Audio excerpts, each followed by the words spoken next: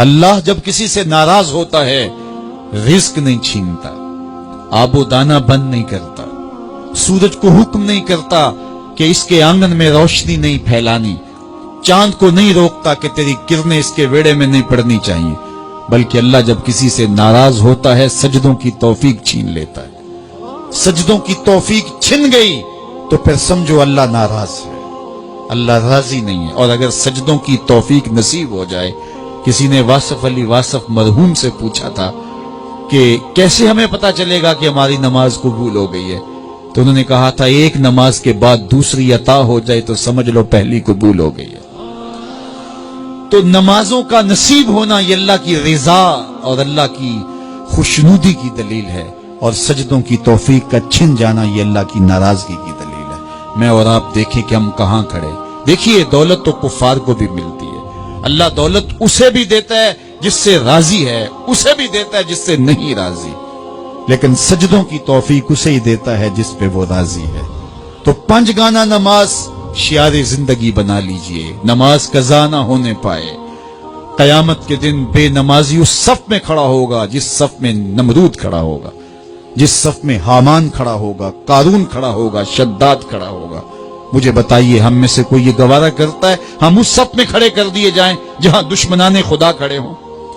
آج کوئی نماز پڑھے یا نہ پڑھے، حشر کے دن حکم ہوگا کہ اللہ کے حضور سجدہ کرو، ہر کوئی سجدہ کرنا چاہے گا، جو نہیں پڑھتا وہ بھی کرنا چاہے گا، لیکن بے نمازی کی کمر اکڑ جائے گی، وہ آرزو رکھنے کے باوجود سجدہ نہیں کر پائے گا۔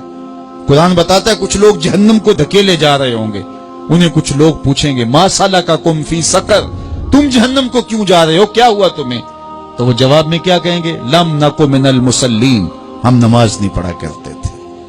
سب سے پہلا حساب قیامت کے دن جو بندے سے لیا جائے گا وہ نماز کا لیا جائے گا۔ پہلا سوال بندے سے یہ ہوگا۔ یا چڑیاں بھی رب کی تسبیح بولیں اور اشرف المخلوقات سویا رہے، جب صبح کا وقت ہوتا ہے حشرات الارض بھی بلوں سے نکل کے رب کی تقدیس کے ترانے پڑھ رہے ہوتے ہیں، درختوں کی شاخوں پہ چڑیاں پرندے وہ بھی اللہ کی تقدیس کے ترانے پڑھ رہے ہوتے ہیں، حشرات الارض بھی اس کی تقدیس کے گیت گا رہے ہوتے ہیں، اور اشرف المخلوقات خراٹے لے رہا ہو، اس سے بڑی بد نصیبی کیا ہو سکتی ہے؟ آئیے 5 گانا نماز شعار زندگی بنا لے۔ اس مجلس میں اگر کوئی بے نمازی ہے تو آج عزم مصمم کر کے یہاں سے لوٹے کہ آج کے بعد نماز نہیں چھوڑوں گا، اور اگر آپ 5 گانا نماز کی عادت رکھتے ہیں تو آپ کو مبارک ہو، لیکن یہ عزم کر کے جائیے اپنے گھروں میں، اپنے اعزاء و اقرباء اور اپنے دوستوں میں اس زور سے تلقین اور تاکید کریں گے نماز کی کہ وہ پکے نمازی بن جائیں گے۔ بندہ بندگی سے سجتا ہے، زندگی آمد برائے بندگی، زندگی بے بندگی شرمندگی۔ اگر زندگی میں بندگی نہیں تو زندگی کے پلے ہے کیا؟ علماء نے لکھا ہے کہ یہ سارے درخت حالت قیام میں ہیں، چوپائے حالت رکوع میں ہیں، مینڈک تشہد میں ہیں، اور حشرات الارض سجدے میں ہیں، اور انسان اشرف المخلوقات ہے۔ اس کی عبادت میں درختوں کا قیام بھی رکھا گیا، اور رکوع بھی رکھے گئے، اور سجدے بھی رکھے گئے، اور قعدے بھی رکھے گئے، اس لیے تاکہ اس کی عبادت تمام مخلوقات کی عبادات کی جامع بن جائے۔ لیکن اس کے باوجود اللہ کے حضور سجدہ ریز ہونا پسند نہ کرے تو بتائیے کیسے رحمتیں اس کے اوپر اتریں گی؟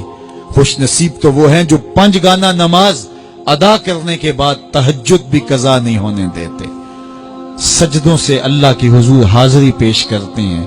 سب سے زیادہ بندہ اللہ کے اس وقت قریب ہوتا ہے جب سجدے میں سر رکھا ہوا ہوتا ہے۔ انسان کے اشرف اعضاء اس کے سر میں ہیں، بولنے کی قوت زبان سر میں، دیکھنے کی قوت آنکھیں سر میں، سونگنے کی قوت ناک سر میں، چکھنے کی قوت زبان سر میں، سننے کی قوت کان سر میں، سوچنے کی قوت دماغ سر میں، اور سر مالک کے در پہ۔